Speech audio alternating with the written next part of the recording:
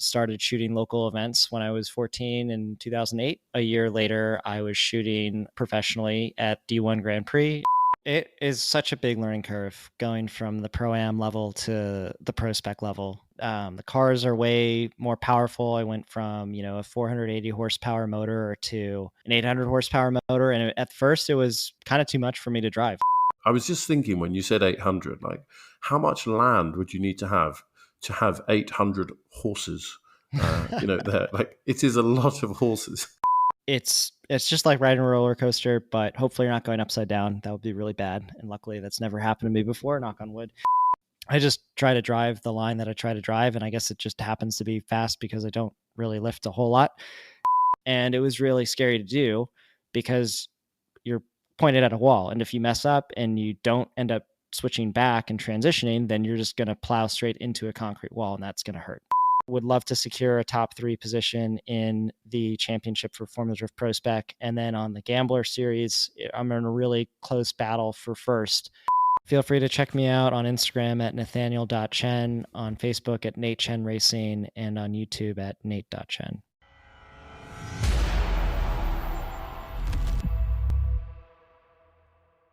It's drift season here on Georgie's Stripping the Dipping podcast. I'm your host, F1 Black. Following on from our recent interview with Formula Drift co-founder and president Ryan Sage, today we welcome Nate Chen. Nate is competing in his 4th year in the Formula Drift PROSPEC series. In this episode, we'll live through Nate's dual life behind the wheel of an 800 horsepower machine and a successful executive in his own right. If you're after a bit of inspiration, then this one's for you. So, without further ado, Nate, how are you doing? Good. How are you doing? I'm not too bad. Yeah. Well, we were talking in the virtual green room that it's 10:30 here in the UK. So I'm guessing 5:30 there in Washington. You've just finished work. Is that right? Yeah. I mean, they love to say it's always 5 o'clock somewhere, right? So I guess it is 5 o'clock over here, but no beverage other than this Steck water bottle with me today, unfortunately. Could you tell us a little bit about how you got interested into motorsport and what your first memory is? I can remember loving cars and racing ever since I can remember. I think my first words were Volvo. I grew up watching the 1960s cartoon that my dad used to watch called Speed Racer and was really into NASCAR. That was kind of the only really popular motorsport here in the United States in the 90s when I was a child. So loved Kyle Petty, the 44 Hot Wheels car with the blue and red wheels, and paid an homage to that car in my rookie season in Formula Drift ProSpec in 2021. And I found drifting through my love of the Fast and the Furious franchise. I saw a trailer, not even the full movie, of Tokyo Drift when I was 12 or 13, and thought drifting was really, really cool.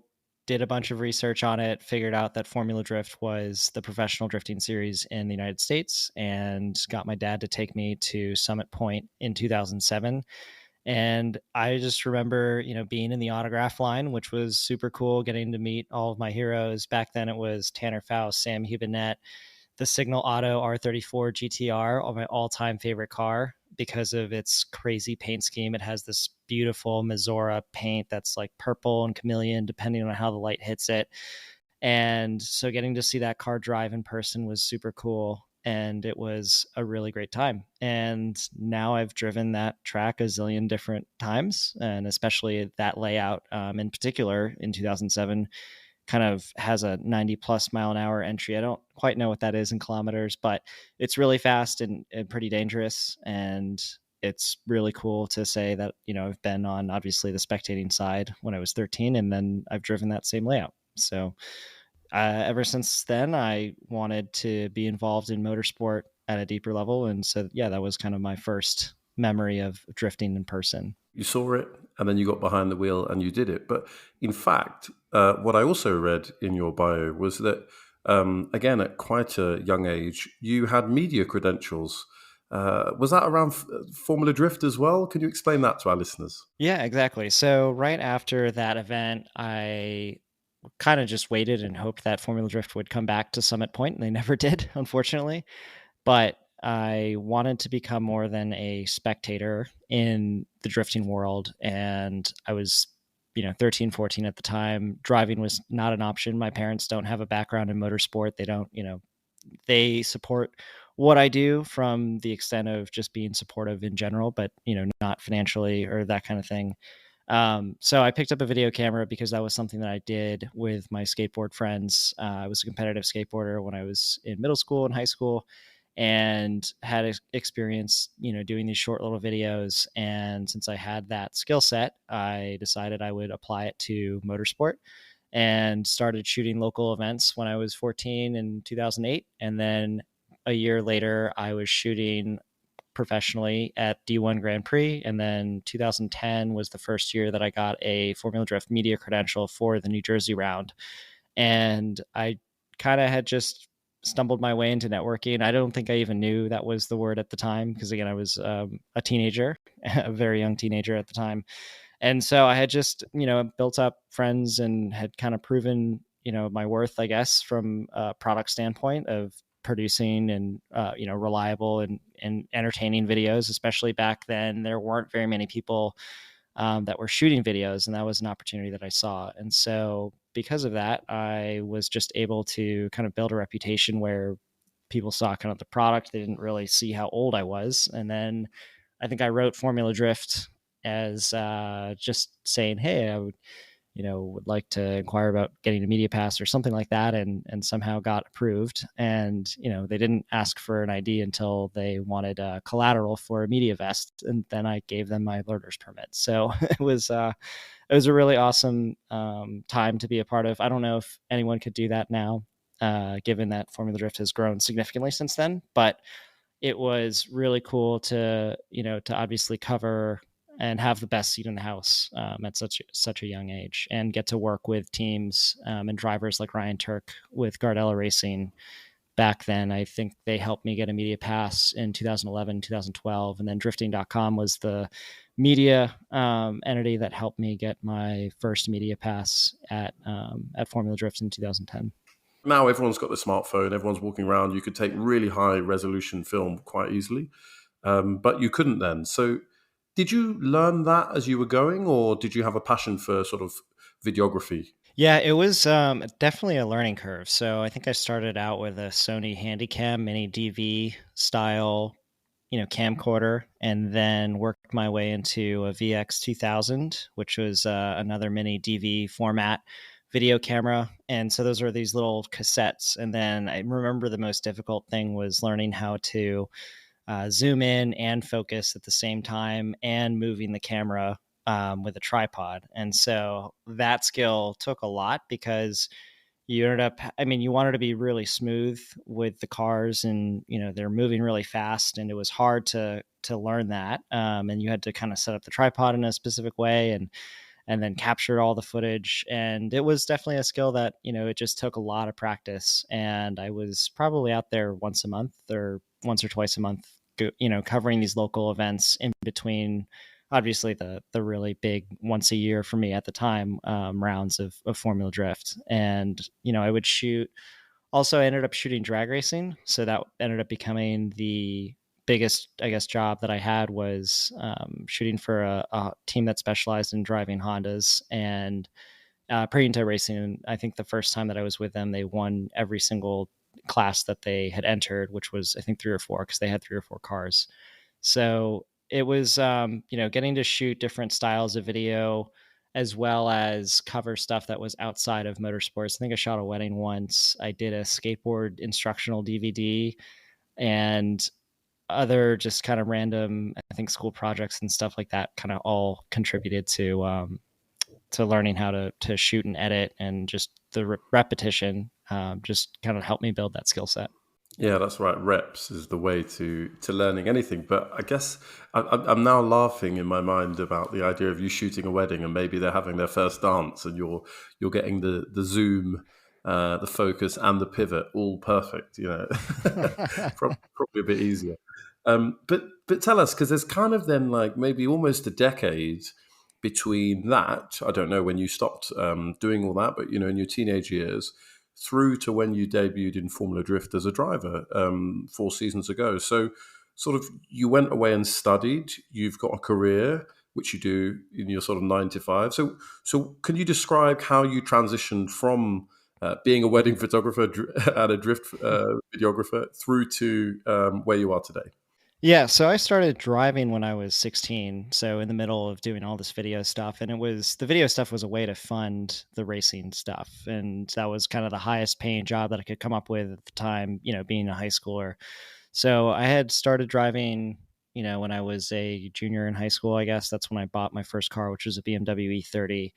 And then throughout college, I was, using my internship money, which was video related. And then I was a DJ and I was a bartender and I drove the drunk van around. So all of that was kind of funding the car stuff, and that was all happening in the background. But one of my summer internships was for a large defense contractor shooting corporate video, and it honestly sucked all the fun away from it. You couldn't really make somebody sitting in front of a camera blabbling on about security systems really interesting, or I guess maybe you could. Maybe it was just not a fit from a creative standpoint for me. But I realized it wasn't going to get me the funding necessary to drive at the Formula Drift level, and I wanted to find something that I really enjoyed. And I ended up stumbling upon the finance route by going to a William and Mary, which is where I went to undergrad, like intro to investment banking, or finance academy 101, I think was the event. Well, that was the title. And they kind of laid out several different paths, and they were saying, hey, if you want to do investment banking, here are the positives, here are the negatives. Positives, you're going to set yourself up for life if you build this skill set. Negatives, you're going to work 100 hours a week and you're basically not, you're selling your entire time, I would say, for 2 years as an investment banking analyst on Wall Street. But at the same time, it sets you up on a really nice path to either continue in investment banking, switch over to private equity or hedge funds, or you could also go to the corporate development route. But basically, you have a lot of optionality and a very concrete set of skills that a lot of different companies and industries are really hungry for. And so that's sort of the path that I decided to choose on. But at the same time, I was super far behind because this is my junior year of school. And I just hustled to get up to speed really quickly. I was networking my butt off in order to try to get anybody to, give me a shot, basically, and convinced a firm to give me a winter internship, which then led to a summer internship. And then I was recruiting with another firm. Actually, funny enough, they actually sponsor the Williams racing team. So Stevens was the first job I had out of school, and I worked in their New York office in their consumer uh, group and doing sell side M&A. So basically advising companies on selling themselves if they wanted to be put up for sale, and as well as some public equity raises. So I did a follow-on offering for a company that sells lemons called Limonera. I worked on a really cool deal called Bennington Pontoons, where we helped them, a founder owner who had sold the business to private equity. The private equity firm bankrupted the company. He bought it back, grew the crap out of it, and then he ended up selling it again for $825 million US to Polaris, which, they're the super cool off-road vehicle manufacturer. And that was probably, that's the biggest deal I've ever worked on. And anyway, so after I spent my 2 years on Wall Street, I transitioned from investment banking to private equity. And at the same time, I moved from New York back to DC, where I grew up, and at that point had funding to build the FRS, or have committed service brand in Delaware build the car. I bought the car originally as just a very stock, normal Scion FRS in Florida, drove it all the way back from Florida to DC. And then a couple months later, took it to committed, and then they worked on it while I was driving my S14, and debuted the car in 2020. And that's the same year that I actually won my pro license. And then 2021 is when I debuted in Formula Drift. So it was a long, winding path to get to where I am today, but it was very intentional. And I would say it's one of those 10-year plans that actually worked out and that I just followed through. I didn't know exactly where the day-to-day tasks were going to be, and that kind of thing. I just knew the overall vision that I was trying to accomplish, and never deviated from, my dream. And it took a little bit of, obviously different, side steps, I guess, or side quests, as you would like to say, I guess now, in order to get there. But this has been, a life goal of mine that I've been very fortunate to be able to, achieve. I was talking with Ryan about stoicism, and I don't want to butcher the quote late in the evening in the UK, but essentially, fortune being something or luck being something actually that is all about preparation and when you have the opportunity, being able to execute on it. And clearly, you had the intent and the motivation there, which is it's incredibly. Inspiring to hear that story on one of your side quests, right? So you talked about Wall Street. The only reference I have for Wall Street is US films. I'm thinking of Gordon Gekko in the film Wall Street. You said you kind of give all your time. How many hours sleep a night would you say on average you were clocking up in those years, 2 years? Yeah. So luckily, I'm not someone who really sleeps a whole lot. So I would say 6 to 6.5 hours is about like, that's great. And to be honest, like the hours for me have never really stopped. So despite not working 100 hours a week at one job, I now basically spend 100 hours allocated between both my racing career as well as my day career. Right. And so back then it was really rough. The worst point of my career, and that was my last 6 months at the firm. Were incredibly understaffed. We went from a team of 17 to 7, and that was because people were just pretty fed up with the working conditions and the internal politics, and one after another, people of all levels were quitting left and right, and it was brutal. I couldn't leave yet because my intention the entire time was to move back to DC in July, and this started happening in January, February.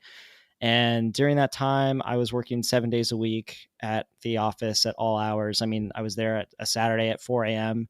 It was kind of ridiculous. I was like, well, I mean, most people my age are in New York are at a club or something. And here I am in the office doing a PowerPoint deck or something, like ridiculous.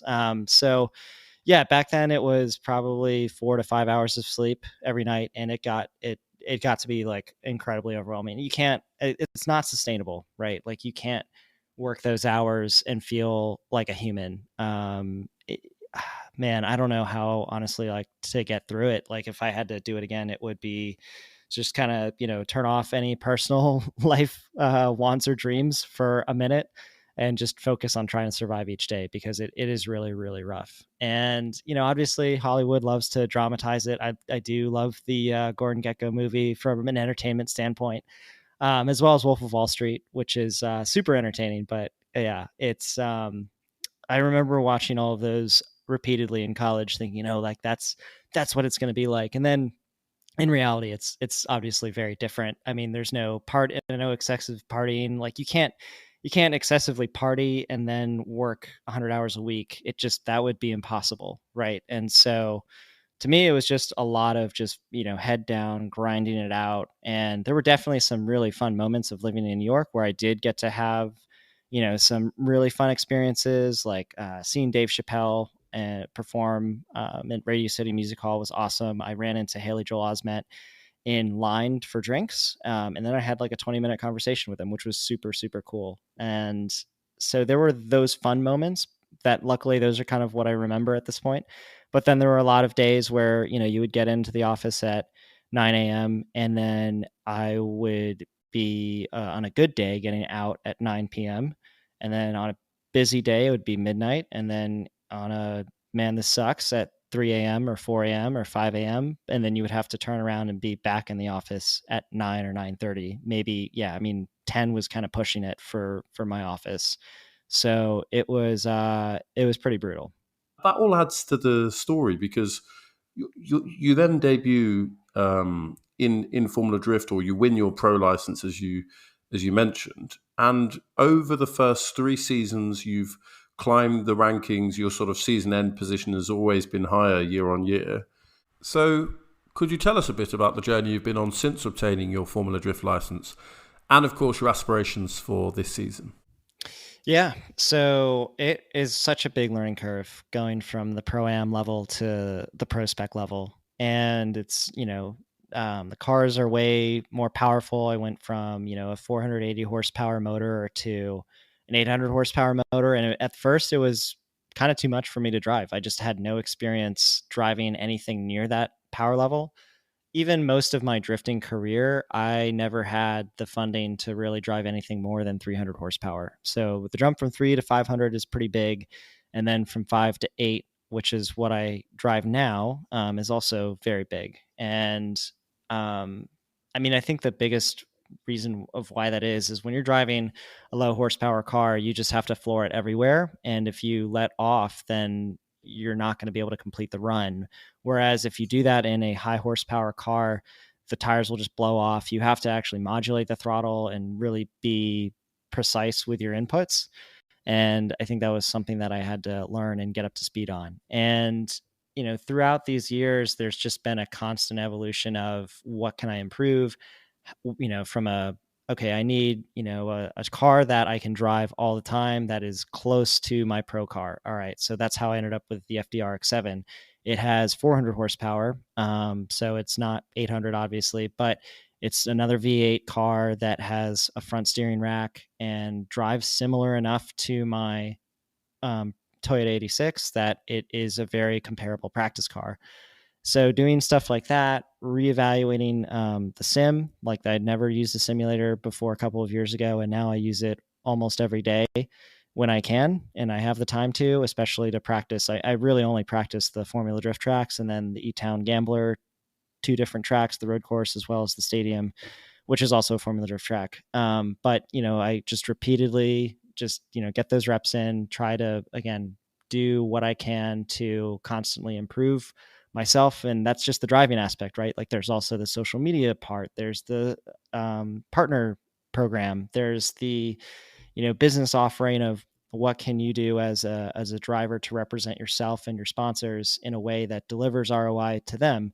And all of that kind of has to be figured out on your own. It's not, to the point of like F1 where, you know, the drivers just, I think they get to focus on driving and they don't have to worry about the business aspect as much because they have agents and they have people around them to really build the program for them. And in drifting, in Formula Drift, it's very small. I mean, I don't really know that many people that have agents, and if they do, they're some of the biggest names in the sport, and they also have those names also have a huge support system of bunch of people, from mechanics to media people to business operations people that all build their program. And when you start out in Formula Drift, you're not going to have any of that. So it really is trying to play all positions, or at least as many of them as you can.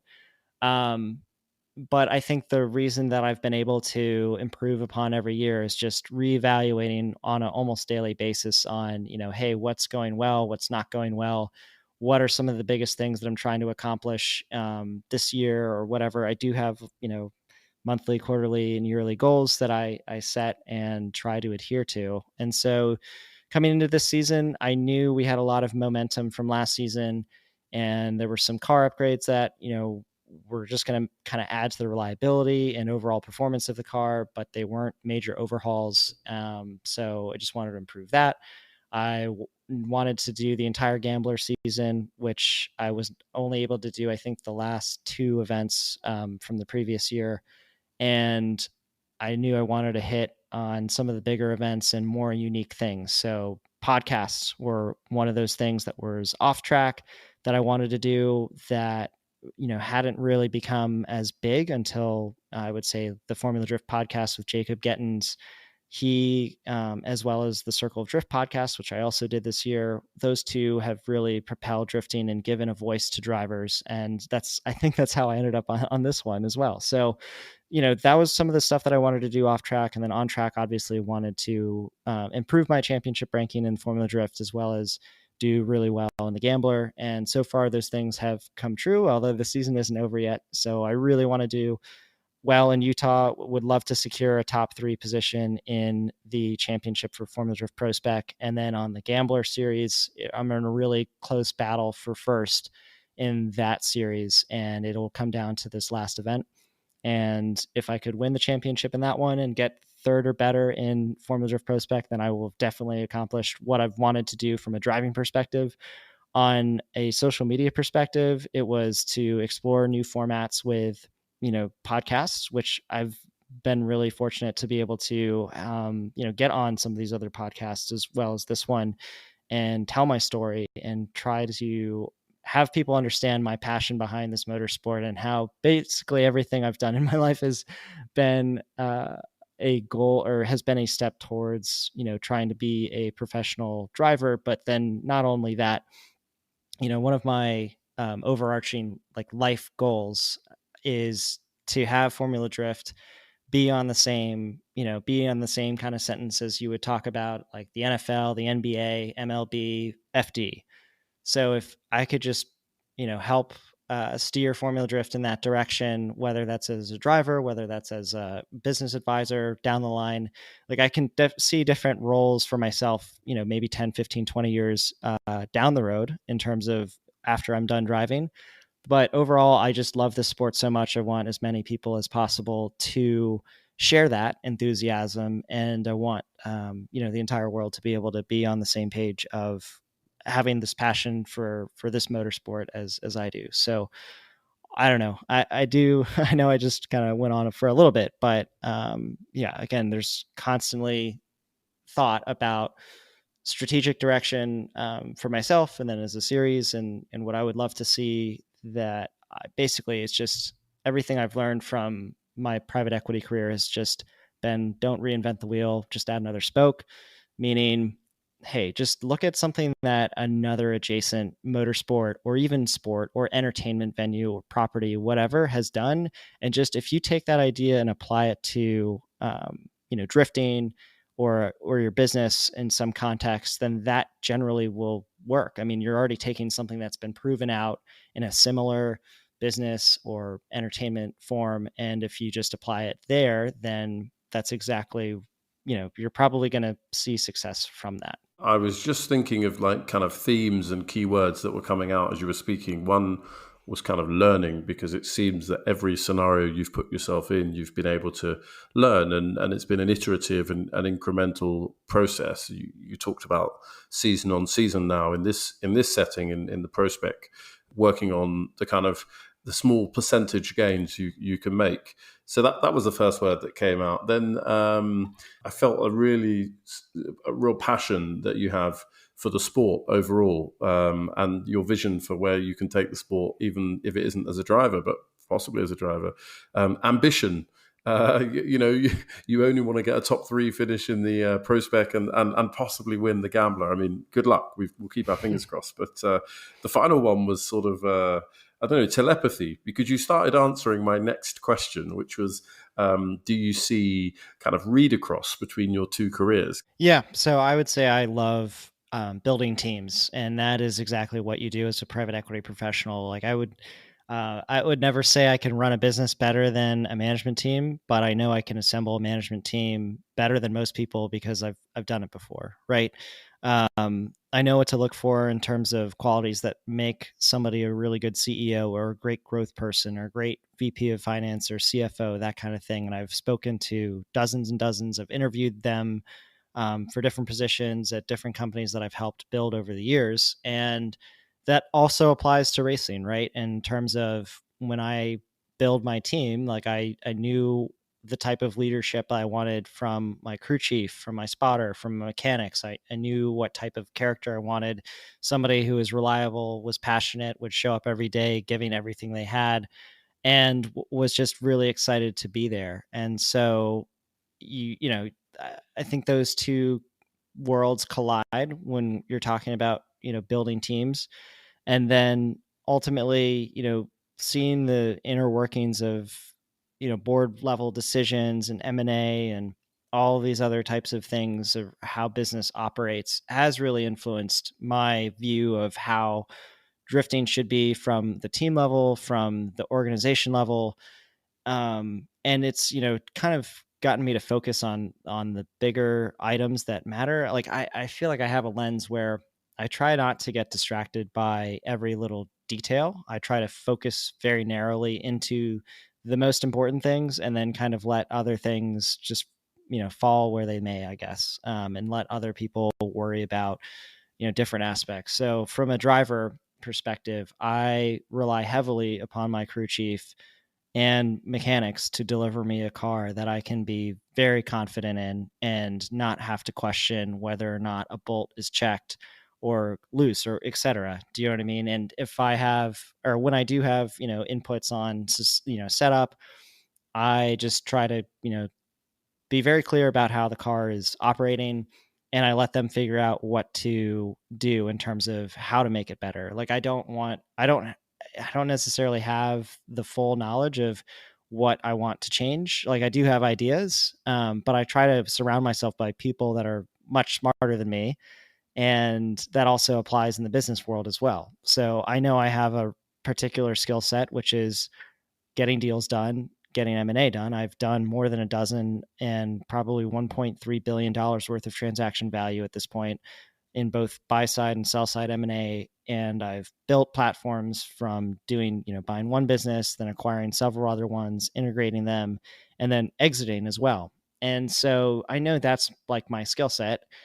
And in my current role, like as vice president of strategy at Intelligent Group, I tend to let, the others lead in their that's my idea of a team. I really like it when a bunch of individuals have different skill sets and can combine as one to build something that is much greater than if you just have five of the same person with the same knowledge. Like you're not going to get that much, better as a team, because if you all know the same thing, then there's no different perspective being, brought to the table, right? And so in Intelligent, like I don't try to I be I try to be supportive in areas where I trust others that know and have done a particular job way longer than I have, that they know the best direction to go to, and if I can support them from an execution standpoint, happy to do so. But when it comes to M&A and deal making, that's where my expertise comes in, and then that's where I like to lead. So in the growth team, my direct boss is the head of growth, and he spends a lot of time on the organic growth opportunities. I spend a lot of time on the inorganic growth opportunities, meaning acquisitions. And on the racing side of things, I am not the best mechanic. Like, yes, I do work on my own cars. I'm not my Toyota 86. I've outsourced that.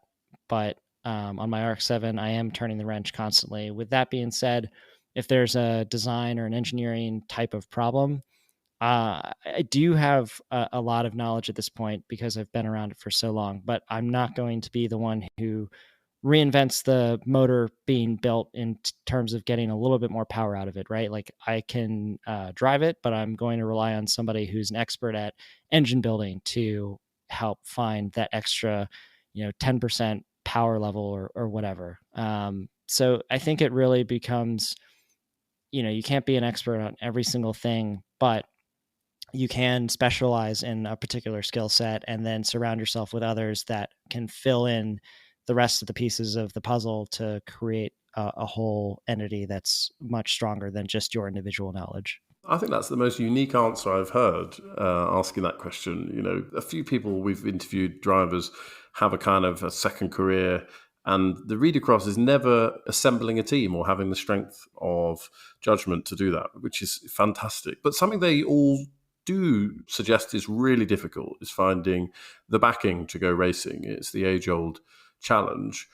Do you talked about return on investment, in fact, and focusing on how you can ensure you're delivering value for your sponsors. Could you talk a little bit about that, like how you go about finding them and how you go about keeping them happy and growing that sponsorship? Yeah, so I think over the years I've built a unique program that I am very confident has a different service offering than other drivers. And the way I did that was I kind of focused on things that were outside of just the social media aspect as well as the driving aspect. Because I mean, in reality, or what are there, like 46 or 47 other drivers that also have in ProSpec that also have a social media page that also are posting, recaps and etc. So, okay. So from a sponsor point of view, you're just one of 47. Okay. Well, how do you narrow that down? Well, I do a halftime show, which I totally stole the idea from Von Gittin because I saw that he did a halftime show, but he only had like a megaphone and he was kind of just throwing stuff into the crowd. And I decided, okay, well, I'm going to take that idea and then I'm going to add production value to it, which I had from a skill set point of view from my DJing career. And so I make a mix for every single halftime show that we do. It runs half an hour. I incorporated other elements into it in terms of not only do we do product toss, but we incorporate the audience doing Q&As with them, as well as bringing other drivers into the show to have it not just be a show about me, but also a show with, some of the best drivers in the series. So we do the halftime show off the lift gate, which is another aspect of it that Vaughn hadn't done, elevating it to a bigger stage and having more of a production thematic, theme or whatever around this show. Really took someone else's idea and then again added another spoke, made it my own. It is my own show, like it is my own format. And over the years of kind of really focused on making it as entertaining as possible. And there are so many other things that I would love to do with it with a little bit more funding, that then it becomes a pitch to a sponsor saying, hey, look what we've already done. Here are my next like 2 or 3 ideas that I want to do to elevate it to another level. Would you be interested in supporting that? So the halftime show is one unique aspect of my program that very few others have. And I'm going to even argue that it is the biggest halftime show in the Formula Drift paddock, whether that's pro or pro spec, because of the reach that we have, the number of people that show up, and that the number of people that are engaged the entire time. That full half hour or more will have the entire area in front of the GT Radial booth packed with people. And I think that's hard to do. Like, I think Bonds only lasted a couple, maybe 10, 15 minutes. And so again, it's just trying to come up with production value and taking ideas like what I've seen in F1, where the 2 drivers from every team come out onto a stage, and the amount of excitement from the fans is also something that influenced like that show. So that's part of what makes my that's part of what makes my program stand out. I also do a really interesting data collection program, where I basically am able to deliver a bunch of value to partners through data acquisition of the fans that are there. And it's really useful for them. And it's something that's more, you wouldn't necessarily, I mean, if you come to my pit area, you'll, I think, probably see it's pretty obvious of how I'm doing it. But there's a data collection program, there's the halftime show, there's obviously the social media and branding and et cetera, et cetera, et cetera. But I think that unique combination and aligning with what the sponsors are looking for in terms of marketing ROI has really allowed me to build really great relationships with folks like Steck, with Moroso, with Fuel Lab, GT Radial, Fortunato, and there are plenty of others. And I think the biggest thing that you can do as a driver, though, is to actually deliver. There are so many drivers out there that, okay, yay, they somehow convinced somebody to sponsor them, and then they fail to do any of the things they've said to do. And I've had sponsors tell me this. It's like, yeah, we didn't expect you to deliver us like the biggest value at the beginning of the year, but you consistently showed up, you consistently over delivered on things that you promised. And here we are at the end of the year, and we're going to cut this other person's funding and give it to you because you did such a great job. And then the other person didn't do anything, right? And so it's that kind of thing. And then building these relationships over time, and again, proving and being in constant communication with your partners and making sure they're happy, or if there's something that they're not happy about, then you got to course correct, right? And so luckily, like I have had a sit down with all of the sponsors like about a month ago to have kind of a mid-year review, and every single one of them was very happy with what I had done. And by doing that, I basically went through the agreement that we had signed and picked apart like the deliverables on my end that I promised I was going to do.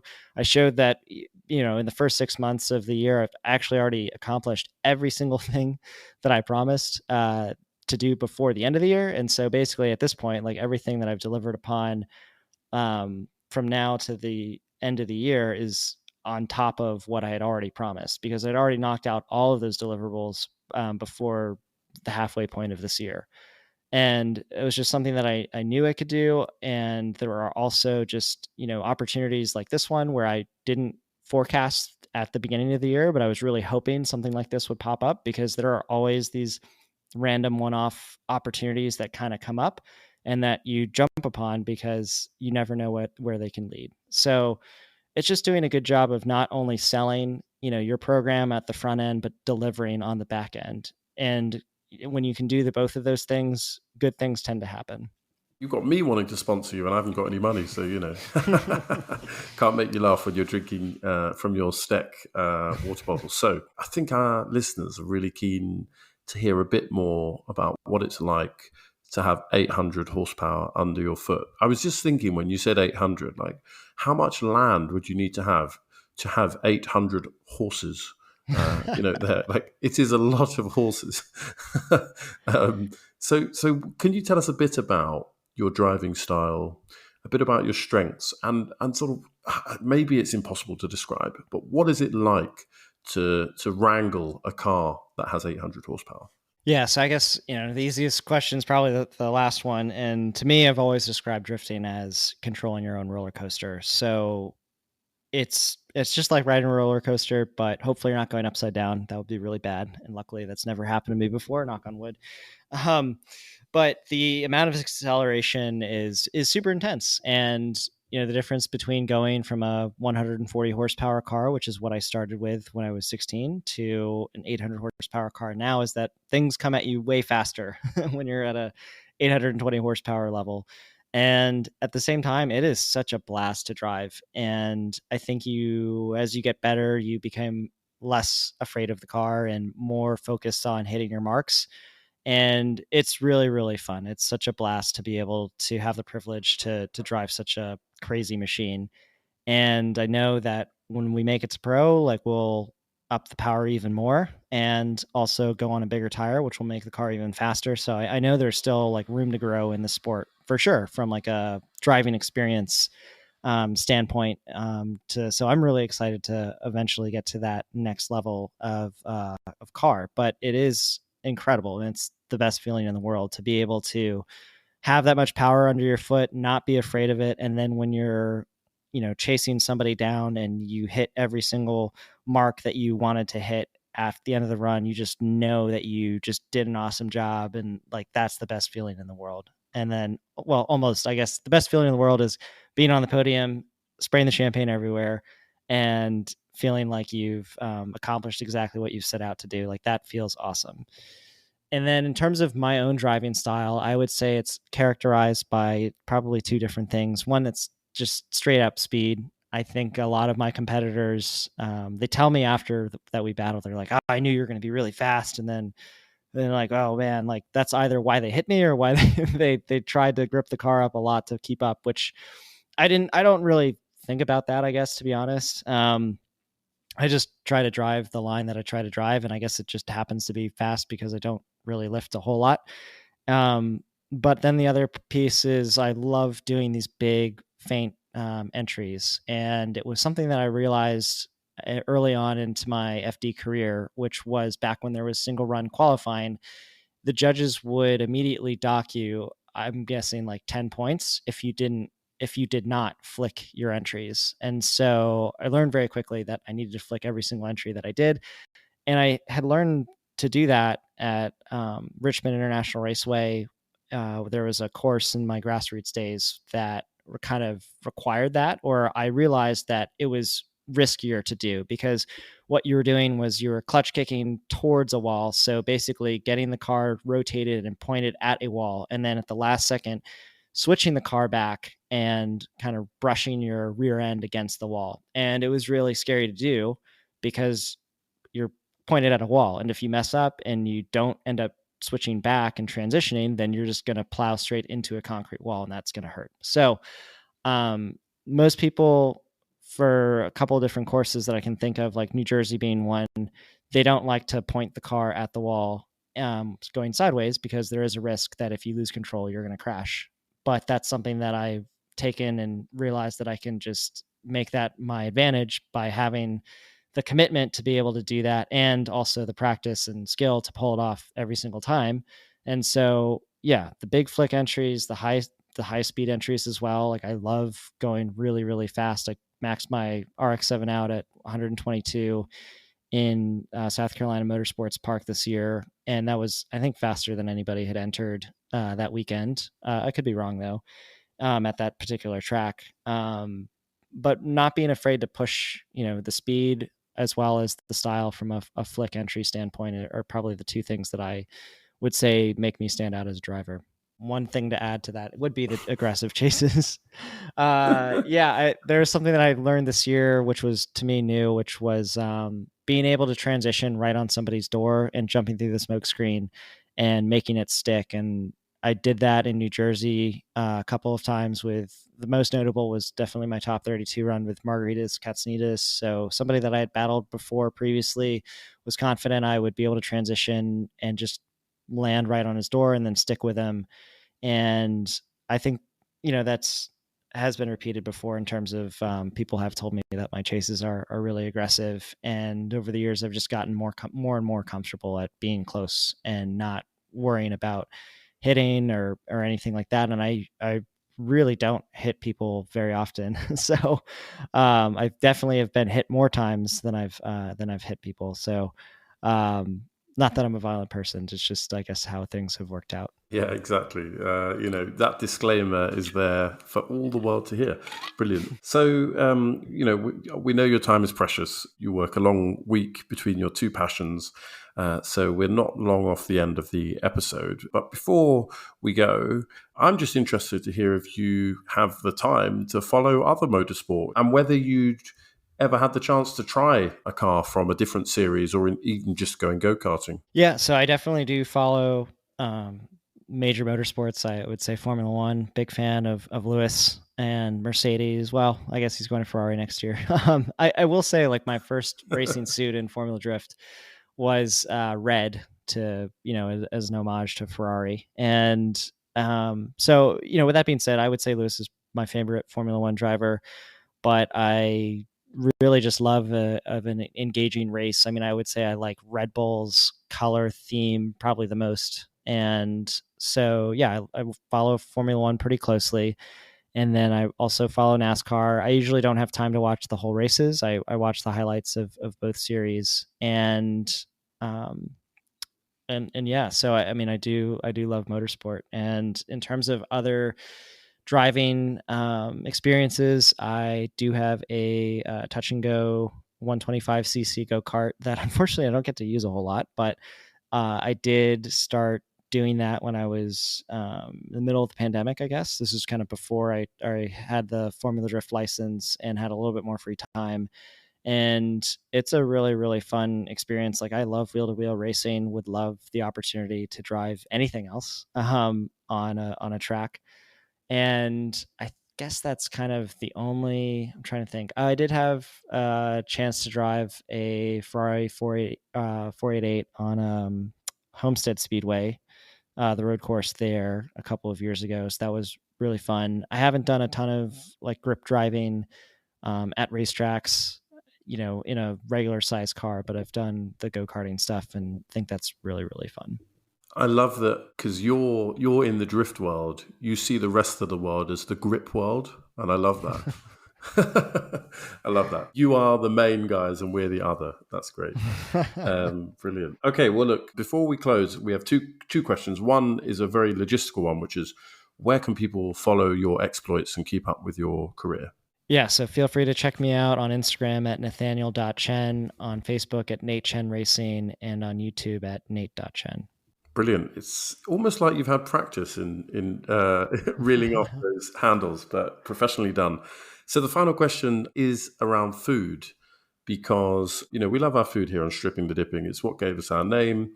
So the setup question, maybe you'll be the first person we ever meet that says no here, but I presume that on occasion you enjoy the good pizza. Yeah, I love pizza. Brilliant. Okay, so this is a polemic. It's a yes or no. Pineapple on pizza.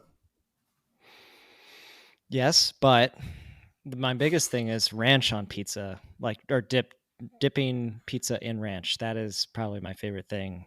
once I discovered that, there's never any turning back. And so I love ranch with pizza the most. Wow. We might need to change that last question and do a whole new series. We've asked that of, Mario Andretti, basically everyone that we've ever interviewed. You were quite a strong yes, and I think Georgie is going to love that. She's sort of team pineapple. I'm not, but interesting ranch. To be honest, as a Brit, as a fully qualified Brit, I have no idea what ranch dressing tastes like. Maybe one day, a bit like Wall Street, maybe one day I'll learn what it really is like.